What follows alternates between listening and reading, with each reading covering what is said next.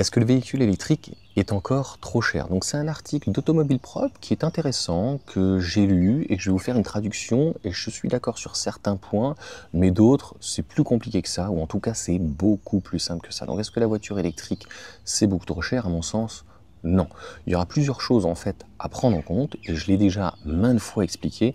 Sur les véhicules citadins, en fait, ils sont trop chers parce qu'ils ne sont pas assez polyvalents.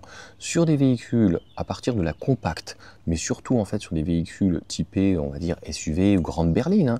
Vous prenez une Model 3 qui, à mon sens, a un très bon rapport qualité-prix. A priori, l'ID7, quand il y a de fortes remises, eh bien vous regardez en face une 508 par exemple, parce que donc au niveau de chez Renault, il n'y a plus beaucoup de véhicules thermiques. Mais si vous prenez un Austral par rapport éventuellement au Scénic, il y a très très peu d'écart. Et encore pire, si vous prenez la référence sur un modèle Y qui aujourd'hui en France à 45 000 euros, moi je veux mettre les aides de côté, hein, j'en ai marre, j'ai vu rénovation de la maison, les aides, non. Le modèle Y est à 45 000 euros, c'est un véhicule qui propose 500 km WLTP, tu vas prendre un RAV4 qui est aussi la référence dans le monde, c'est ce prix-là minimum, en hybride. Et je ne parle même pas de l'hybride rechargeable qui, à mon sens, ne sert à rien et que de toute façon, on ne va même pas réussir à amortir. Donc moi, je parle d'économie, je parle de praticité et de pratique. Donc concrètement, sur ce type de véhicule, puisque sur une citadine, normalement, on va faire beaucoup moins de kilomètres, la moyenne est à 15 000, mais sur un véhicule citadin, soit en premier, soit surtout en deuxième véhicule, eh bien, on va faire entre 5 et 10 000 km. Donc c'est moins amortissable. C'est mon cas avec la Mégane, je fais à peu près 7 000 km par an. Bon, j'ai acheté le véhicule électrique plus pour l'agrément de conduite, par rapport à une ancienne Laguna qui était à l'éthanol, qui était moins intéressant, etc. Il fallait freiner, donc même s'il n'y a pas le one pedal, au moins il y a le système régénératif. Et le modèle Y, donc je fais un peu plus de 20 000 km, en fait je fais pratiquement 4 000 euros donc, de dépenses en moins, grâce aux entretiens, il n'y en a plus, et bien sûr donc au niveau de l'essence. Bien entendu, plus vous allez prendre un véhicule performant, en 4 roues motrices, plus finalement vous allez faire des économies, puisqu'en thermique, à moins de prendre des diesels, et si vous faites peu de kilomètres, ben, ça ne sert à rien, mais vous allez être quand même sur des consommations qui sont très importantes. Si vous prenez des V6 ou autres, bien sûr, plus vous allez faire de kilomètres et plus vous allez réussir à amortir. Donc sur les citadines, c'est un peu plus compliqué que ça. Donc pour vous donner un exemple, pas radical, mais vous prenez un RAV4, mais vous prenez surtout tout ce qui est X5, même à l'époque, un gros Cayenne ou même un X3, sur même un diesel, vous étiez aux alentours des 10 litres. Aujourd'hui, on est à 1,70 €, je crois, le diesel, donc ça fait pratiquement un coût de 20 €. Sur une électrique, vous serez à 3 €, donc vous avez un delta pratiquement de 17, à minimum 15 €. Donc vous faites 20 000 km par an, vous avez déjà entre l'essence, qu'il soit en diesel ou en essence ça sera encore pire, et un véhicule donc électrique, vous aurez 3 000 € d'écart. Donc en fait, le véhicule, si vous avez 3 ou 6 ou 9 000 € donc de delta de différence, ça va être très très vite amorti, ce qui n'est pas le cas. Pareil pour le leasing, alors là, quand vous prenez un leasing, je sais qu'il y en a qui sont contre, quand vous prenez sans apport, eh bien vous êtes finalement sur la même mensualité. Donc au final, ce que vous mettez en leasing, parfois, vous pouvez amortir très certainement pratiquement la moitié. Je vous ai fait des exemples, par exemple, sur la 500 Abarth, hein, entre le véhicule électrique et thermique, on peut amortir au moins 100 ou 150 € du leasing s'il est de 300 € par exemple. Sur donc une citadine, c'est sûr que si vous faites que 5000 km, que le véhicule, vous ne pouvez pas le recharger chez vous, que vous n'avez pas de borne, que vous ne pouvez pas le recharger au travail, que vous n'avez pas une borne en dessous de 20 centimes, ça ne va pas valoir le coup.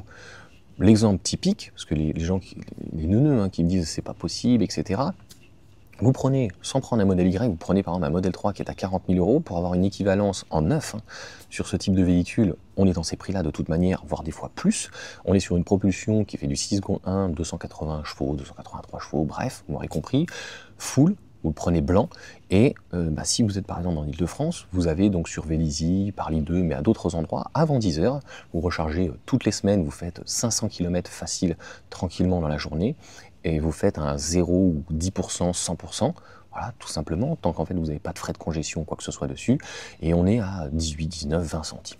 Donc si vous êtes à 15 kWh, au final, vous êtes sur un coût de moins de 3 €.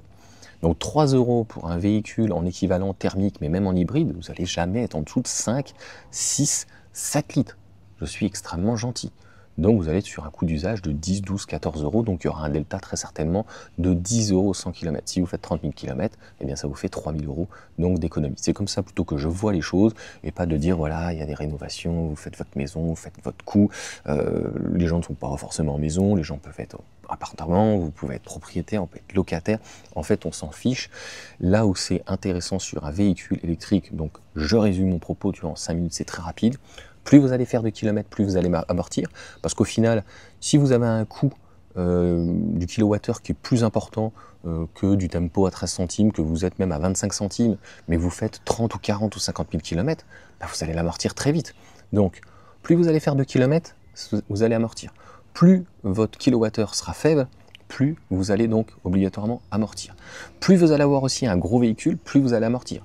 Il est certain, encore une fois, que si vous aviez une petite 108 par exemple, bon, bah, la consommation est déjà relativement faible, ou une hybride qui a 3 litres, tu vois, tu vas être à 5 euros. En plus, si tu l'as passé éventuellement à l'éthanol ou quoi que ce soit, donc tu as un coût d'utilisation de 5 euros. En électrique, il suffit que tu sois sur une borne à 30 centimes, bah là, tu es au même prix, tu vois. Donc là, finalement, c'est pas intéressant. Donc, plus le véhicule va être puissant, plus le véhicule va être en 4 roues motrices. Tu prends une MG4 X-Power, par exemple, 435 chevaux, pour avoir une équivalence, par exemple, il n'y en a pratiquement pas en compact. Hein, peut-être des Golf R hein, encore, normalement c'est pas une vraie 4 roues motrices, etc. Ou de la S3 ou RS3 ou quoi. Ça sera pas la même chose, on n'aura pas le même bruit, ça n'a pas le même écran de conduite, il y aura une boîte de vitesse à double embrayage, etc. Mais je parle d'économie et de coût et de performance, eh bien concrètement ce type de véhicule, on va être au moins à 20 euros d'utilisation. Donc plus vous allez faire de kilomètres, finalement, voilà, en daily, pour vous amuser, etc., ça sera très bien. Donc pour tous ces critères, je pense que c'est ce qu'il faut regarder. Et donc la contre-indication, c'est ce que je viens de vous dire. Si vous faites très peu de kilomètres, quel est l'intérêt d'avoir en fait une batterie et une voiture électrique? Je pense qu'il vaut mieux garder son véhicule ou acheter un véhicule. Ben, si une Dacia Sandero, ça suffit, il n'y a pas d'équivalence. Et là, vous allez avoir 10 000 euros d'écart. Pour le reste, encore une fois, plus vous allez monter, et finalement, plus vous allez faire des économies. Voilà pour cette petite vidéo. N'hésitez pas à me dire ce que vous en pensez. Toutes les personnes qui me suivent, qui ont des voitures électriques, le savent, mais je pense qu'il y a beaucoup de travail à faire sur d'autres personnes, parce qu'on entend toujours les mêmes choses, au-delà que la voiture va prendre feu, qu'elle est dangereuse, qu'il n'y a pas d'autonomie, que c'est trop cher, que ça coûte trop cher, etc. Machin. C'est une évidence, les gens ils sont pas neuneux s'ils achètent un véhicule électrique, et je n'ai parlé uniquement entre guillemets ici d'économie, de carburant, de différence et d'opportunités.